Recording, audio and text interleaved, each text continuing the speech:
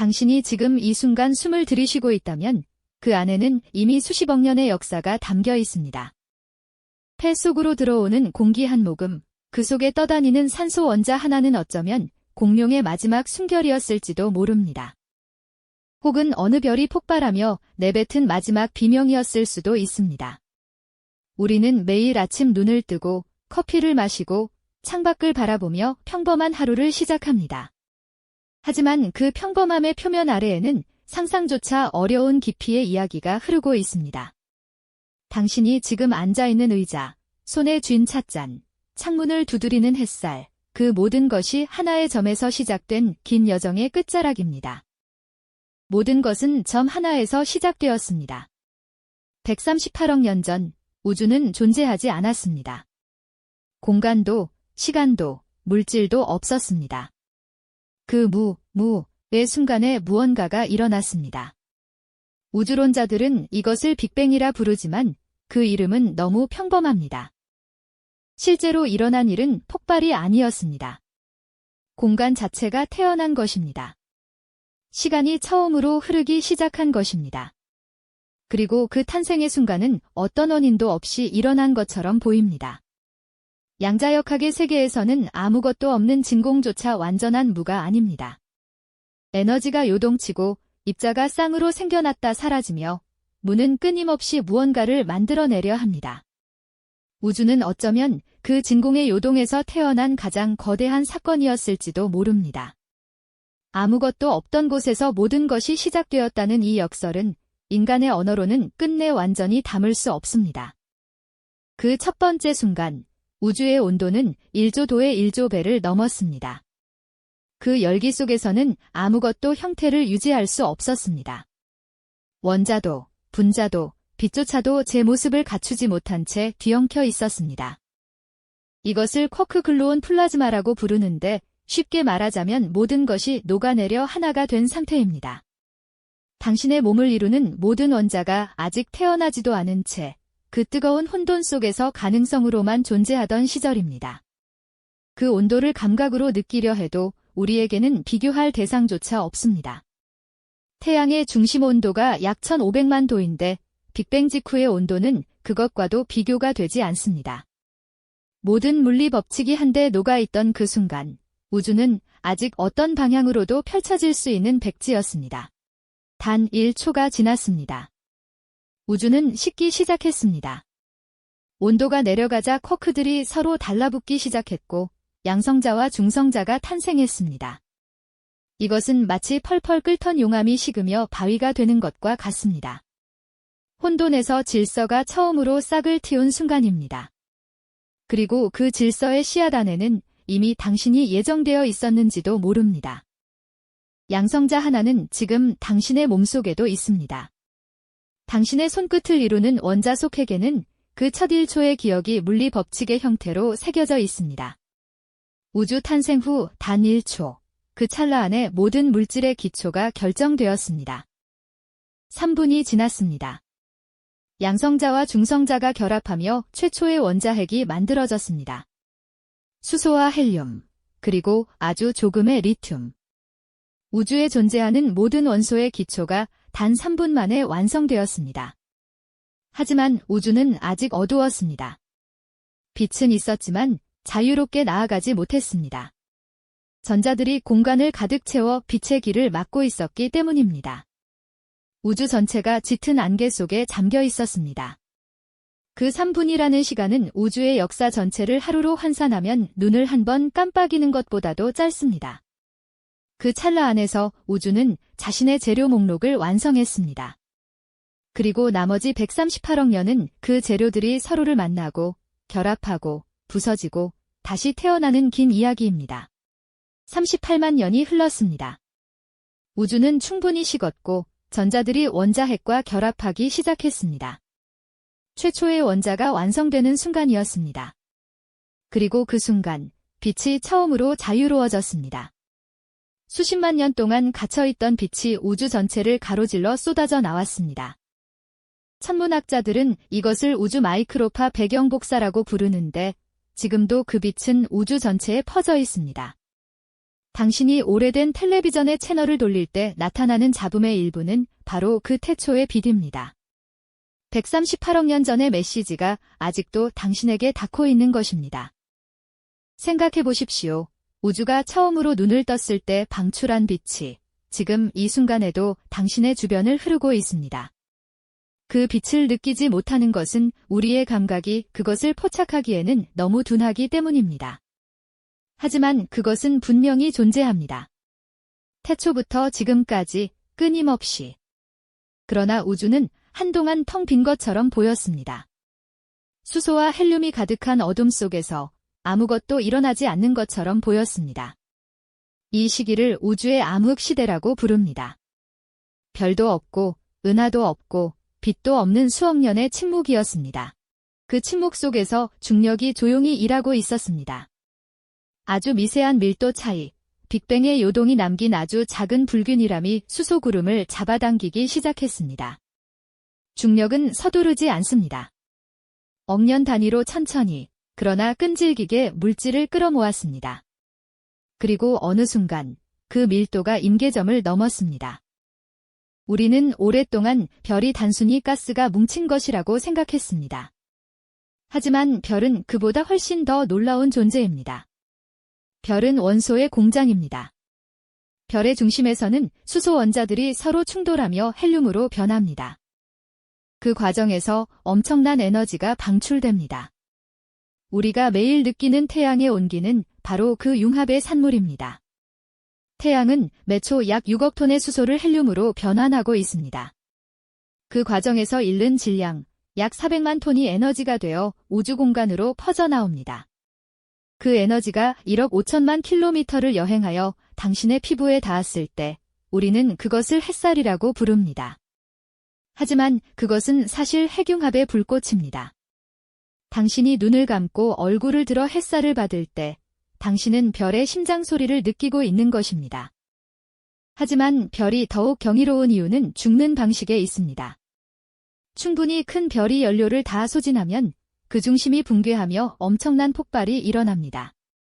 초신성이라 불리는 이 폭발은 은하 전체보다 밝은 빛을 냅니다. 그리고 그 폭발 속에서 철보다 무거운 원소들, 금과 은, 우라늄과 납이 만들어집니다. 당신의 손가락에 끼워진 금반지는 어느 별의 죽음에서 태어났습니다. 그 별은 태양보다 수십 배 컸을 것이고 수백만 년을 타올랐다 마지막 순간에 자신의 몸을 우주 공간으로 뿌렸을 것입니다. 별은 죽으면서 비로소 가장 귀한 것을 만들어냅니다. 그 희생이 없었다면 당신의 손가락을 빛내는 금도 당신의 혈관을 흐르는 철분도 이 우주에 존재하지 않았을 것입니다. 당신의 몸속을 들여다보면 당신은 별의 파편입니다. 당신의 뼈를 이루는 칼슘은 오래전 폭발한 별의 잔해입니다. 당신의 혈액 속 철분은 수십억 년 전 어느 거대한 별의 핵에서 만들어졌습니다. 당신이 숨쉬는 산소는 별들의 죽음이 반복되며 우주 공간에 퍼진 것입니다. 당신의 몸을 이루는 원자들의 평균 나이는 약 130억 년입니다. 당신이 살아온 시간보다 수십억 배 더 오래된 원자들이 지금 이 순간 당신의 심장을 뛰게 하고 눈으로 이 글자를 읽게 하고 뇌로 의미를 만들어내고 있습니다. 당신은 새롭지만 당신을 이루는 것들은 아주 오래되었습니다. 그렇다면 우리가 사는 이 태양계는 어떻게 생겨났을까요? 약 46억 년 전 은하 한 귀퉁이에 있던 가스와 먼지 구름이 중력에 의해 수축하기 시작했습니다. 그 중심에서 태양이 점화되었고 남은 물질들이 원반 모양으로 뭉치며 행성들이 형성되었습니다. 지구는 그 과정에서 탄생한 암석 행성입니다. 처음에는 용암으로 뒤덮인 뜨거운 지옥이었지만 수억 년이 지나며 식었고 물이 생겨났으며 그 물 속에서 생명이 시작되었습니다. 지구가 형성되던 초기에는 화성만 한 크기의 천체가 충돌하는 대격변이 있었습니다. 그 충돌로 튀어나간 파편들이 뭉쳐 달이 되었습니다. 우리가 밤하늘에서 보는 달은 지구가 겪은 가장 큰 상처의 흔적입니다. 그리고 그 상처가 없었다면 달이 없었을 것이고 달이 없었다면 지구의 자전축이 요동쳐 생명이 뿌리내리기 어려웠을 것입니다. 상처가 조건을 만들었고 조건이 생명을 불렀습니다. 생명의 시작은 지금도 완전히 이해되지 않습니다. 하지만 우리가 아는 것이 있습니다. 약 38억 년 전 지구의 바다 어딘가에서 자신을 복제할 수 있는 분자가 나타났습니다. 그 분자는 RNA였을 수도 있고 혹은 그보다 더 단순한 무언가였을 수도 있습니다. 하지만 그 첫 번째 복제의 순간이 없었다면 지금 이 글을 읽고 있는 당신도 존재하지 않았을 것입니다. 그 최초의 분자에서 출발한 생명은 수십억 년의 시간을 거치며 점점 더 복잡해졌습니다.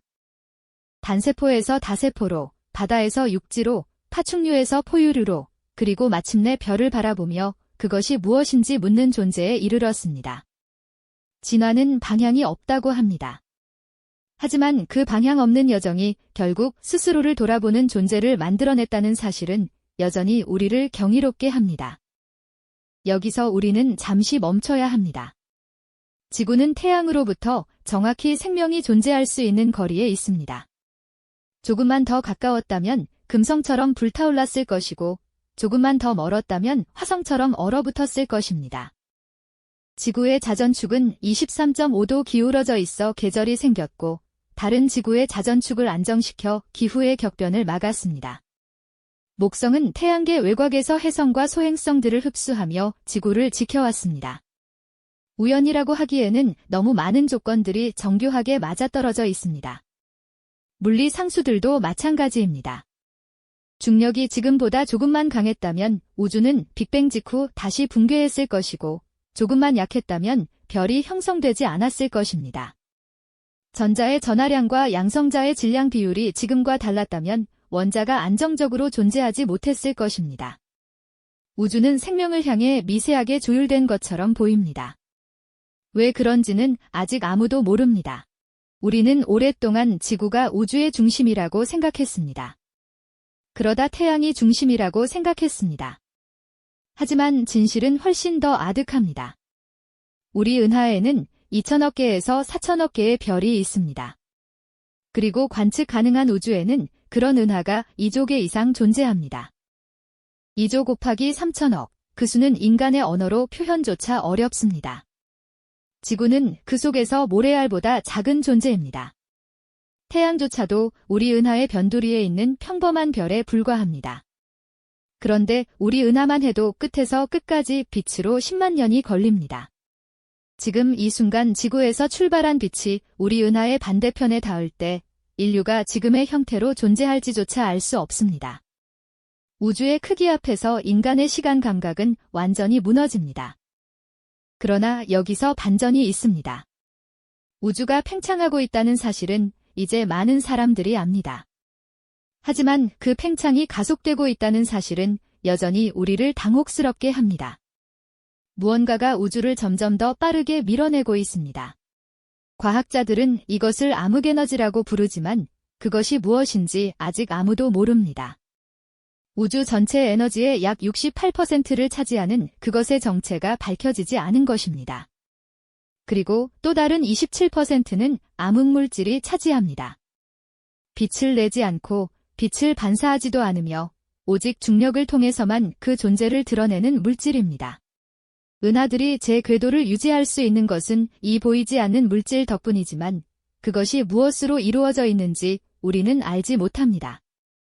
우리가 눈으로 보고 손으로 만질 수 있는 모든 것, 별과 행성과 은하와 당신의 몸, 그 모든 것을 합쳐도 우주 전체의 5%에 불과합니다. 우리는 우주의 5% 안에서 살며 95%를 이해하지 못한 채 우주를 안다고 말하고 있었습니다. 그렇다면 우주의 끝은 어디일까요? 우리가 관측할 수 있는 우주의 끝은 약 465억 광년 거리에 있습니다. 빛이 138억 년을 달려도 닿을 수 없는 곳들이 이미 우주 팽창에 의해 우리로부터 멀어지고 있습니다. 미래에는 그 은하들의 빛이 영원히 우리에게 닿지 않을 것입니다. 우주는 끝없이 커지는 동시에 우리가 볼 수 있는 세계는 점점 작아지고 있습니다. 수천억 년이 흐르면 우리 은하와 안드로메다 은하가 합쳐진 새로운 은하만이 외로이 남고 나머지 모든 은하는 관측 가능한 범위 바깥으로 사라질 것입니다. 그 미래의 문명이 있다면 그들은 우주의 은하가 하나뿐이라고 생각할지도 모릅니다. 우주의 진실은 시간에 따라 달라집니다. 우리가 지금 보고 있는 이 우주는 138억 년이라는 특정한 시간에만 보이는 특별한 풍경입니다. 다시 당신에게로 돌아옵니다. 지금 당신의 심장이 뛰고 있습니다. 1분에 약 60에서 100번, 오늘만 해도 수만 번 그 심장 속 철부는 초신성의 잔해이고 그 심장을 감싼 피부의 탄소는 오래된 별들이 내뱉은 숨결입니다. 당신이 지금 눈을 깜빡이는 그 짧은 순간에도 우주는 수십억 킬로미터를 더 팽창하고 있습니다. 당신은 그 팽창하는 우주 안에서 138억 년의 역사가 빚어낸 가장 정교한 형태로 존재하고 있습니다. 당신의 뇌 속에서는 지금 이 순간에도 약 860억 개의 신경세포가 서로 신호를 주고받고 있습니다. 그 연결의 수는 우리 은하의 별보다 많습니다. 우주의 가장 복잡한 구조물이 당신의 두개골 안에 들어 있습니다. 당신은 우주를 담고 있습니다. 물리적으로도 비유적으로도. 당신이 밤하늘을 올려다볼 때 그 별빛들은 과거에서 온 것입니다. 가장 가까운 별 알파 센타우리의 빛은 4년 전에 출발한 것이고 안드로메다 은하의 빛은 250만 년 전에 출발한 것입니다. 당신의 맨눈으로 볼 수 있는 가장 먼 천체의 빛은 수백만 년 전의 우주를 담고 있습니다. 밤하늘은 과거의 박물관입니다. 그리고 당신은 그 박물관의 관람객이면서 동시에 전시품입니다. 당신의 몸속 원자들도 언젠가는 다시 우주 공간으로 돌아갈 것입니다. 태양이 50억 년 후 적색거성으로 팽창할 때 지구의 모든 원소들은 우주 공간에 흩어질 것입니다. 그 원소들이 또 다른 별 구름에 섞이고 또 다른 행성을 이루고 혹시 또 다른 생명을 이룰 수 있을지도 모릅니다. 당신을 이루는 원자들은 지금까지 무수히 많은 형태를 거쳐왔고 앞으로도 무수히 많은 형태를 거쳐갈 것입니다. 우주는 스스로를 이해하려 합니다. 그 도구가 바로 당신입니다. 별은 자신이 왜 빛나는지 모릅니다. 블랙홀은 자신이 무엇을 삼키는지 알지 못합니다. 하지만 당신은 묻습니다. 왜 존재하는가, 어디서 왔는가, 어디로 가는가. 그 질문 자체가 우주가 138억 년 동안 준비해온 가장 놀라운 사건일지도 모릅니다. 원자가 스스로를 인식하게 된 것, 별의 재료가 별을 바라보며 경이로워하게 된 것, 우주의 한 조각이 우주 전체를 상상하게 된 것, 그것이 인간이라는 존재의 본질적인 기적입니다. 우리는 작습니다. 하지만 우리는 묻습니다. 그리고 그 물음이 이 광대한 침묵 속에서 유일하게 울리는 소리입니다. 원자 하나에서 시작된 이야기는 결국 당신이라는 질문으로 돌아왔습니다. 그것이 바로 우주가 존재하는 이유입니다. 오늘도 함께 해주셔서 감사합니다.